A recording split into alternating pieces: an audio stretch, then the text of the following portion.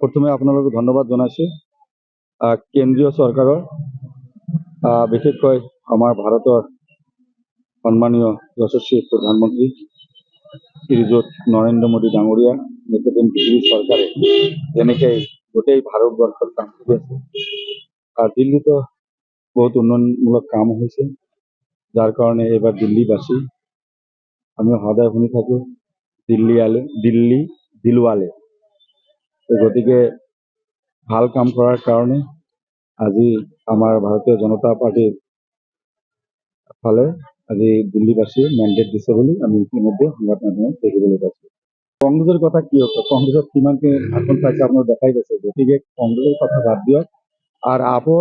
আৰু আপোনালোকে জানে যে ৰাইজৰ আগত যিবিলাক তেখেতসকলে কথা কৈছিল আৰু গোটেই ভাৰতবৰ্ষক যি মেছেজ দিব বিচাৰিছিল, কিন্তু আচল কথাখিনি এতিয়া ওলাই পৰিল। আপৰ চৰকাৰে শৰাব ঘোটালা ওৰফে মদ, এইটোৰ কাৰণে ৰাইজে সকলো কথা বুজি পায় আৰু যিবিলাক কথা তেখেতসকলে কৈ আছিল, আপৰ নেতাবিলাকে দিল্লীত বহুত উন্নয়ন কাম কৰিছে, সঁচাকৈ দেখিছে এইবিলাক খালি মিছা জুমলা আছিল। গতিকে ৰাইজে শিল দল ভাঙি আমাৰ ভাৰতীয় জনতা পাৰ্টি নৰেন্দ্ৰ মোদী ডাঙৰীয়াৰ কাম কাজত দিল্লীবাসীয়ে পূৰ্ণ আস্থা দিছে বুলি আমি ভালকে কাম কৰা নাই। ৰাইজক সদায় ঠগি আহিছে, কোনো ধৰণৰ কাম কৰা নাই। যিবিলাক কথা সত্য কথা কওঁ, সত্যৰ ওপৰত প্ৰতিষ্ঠিত, এনেকৈ যিবিলাক জুমলা কৰি আছে, ৰাইজে দেখা পাইছে যে আচলতে মিছা কথা কৈ বেছি দিন টিকিব নোৱাৰে। আজি ৰাইজে তাৰ উল্টা খৰ মাৰি আজি বাগা নেতা কেজৰিৱালৰ পৰা আৰম্ভ কৰি সকলো নেতাই দেখোন হাৰি গৈছে। গতিকে আৰু কি ক'ম আপোনালোকে, ৰাইজে মেণ্ডেট দিছে। গতিকে দিল্লীবাসীক আমি অসমৰ জলেশ্বৰ সমষ্টিৰ পৰা কোটি কোটি ধন্যবাদ। দিল্লী ইলেকশন আমাৰ অসমত নিশ্চয় কৰিব। কংগ্ৰেছৰ যিটো অৱস্থা, ইয়াতো আপ নাই, কংগ্ৰেছ আছে। গতিকে কংগ্ৰেছতো আদায় আপৰ লগত থাকিছে, আমি দেখা পাইছো। কিন্তু কংগ্ৰেছৰ যিবিলাক নেতা, আমিতো সেইদিনাও কৈছো যে আমাৰ অসমত যিবিলাক সংখ্যালঘু মুছলমান এৰিয়া আছে, তাতেই বেছি কংগ্ৰেছৰ দপদপনি।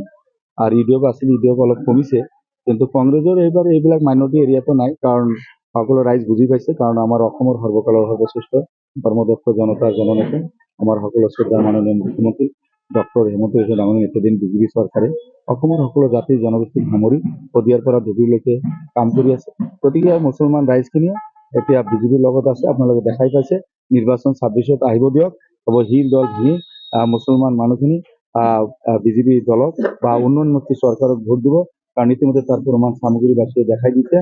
আৰু ইয়াতে আমাৰ যিবিলাক কংগ্ৰেছৰ যিবিলাক নেতা আছে, আপোনালোকে চাব, তেখেতসকলে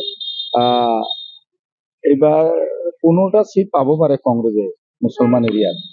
গতিকে আৰু 5-6টা মই সেইদিনাও কৈছোঁ, 5-6টা হিন্দু মানুহ। গতিকে কংগ্ৰেছৰতো এতিয়া আৰু দিন নাই, ইয়াতে কংগ্ৰেছো হাৰি যাব। গতিকে তেখেতসকলৰ হাতত নাই। ৰাইজ বুজি পায়, সচেতন নাগৰিক এবাৰ উন্নয়নমুখী চৰকাৰৰ লগত আছে। মাননীয় হিমন্ত বিশ্ব ডাঙৰীয়া নেতৃত্বাধীন বিজেপি চৰকাৰৰ লগত আছে।